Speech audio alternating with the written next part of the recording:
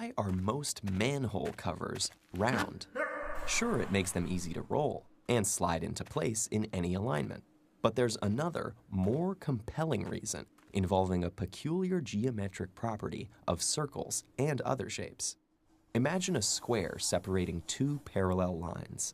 As it rotates, the lines first push apart, then come back together. But try this with a circle, and the lines stay exactly the same distance apart, the diameter of the circle. This makes the circle, unlike the square, a mathematical shape called a curve of constant width.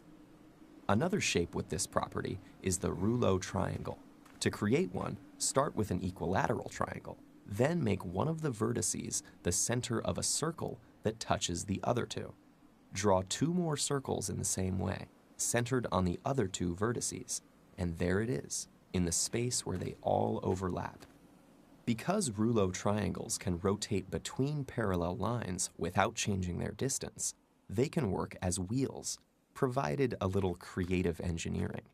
And if you rotate one while rolling its midpoint in a nearly circular path, its perimeter traces out a square with rounded corners, allowing triangular drill bits to carve out square holes. Any polygon with an odd number of sides can be used to generate a curve of constant width, using the same method we applied earlier, though there are many others that aren't made in this way. For example, if you roll any curve of constant width around another, you'll make a third one. This collection of pointy curves fascinates mathematicians. They've given us Barbier's theorem, which says that the perimeter of any curve of constant width, not just a circle, equals pi times the diameter. Another theorem tells us that if you had a bunch of curves of constant width with the same width, they would all have the same perimeter, but the rouleau triangle would have the smallest area. The circle, which is effectively a rouleau polygon with an infinite number of sides, has the largest.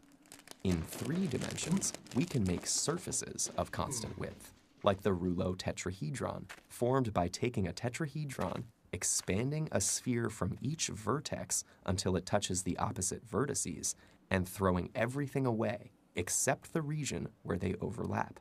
Surfaces of constant width maintain a constant distance between two parallel planes, so you could throw a bunch of rouleau tetrahedra on the floor and slide a board across them as smoothly as if they were marbles. Now back to manhole covers. A square manhole cover's short edge could line up with the wider part of the hole and fall right in. But a curve of constant width won't fall in any orientation. Usually they're circular, but keep your eyes open and you just might come across a rouleau triangle manhole.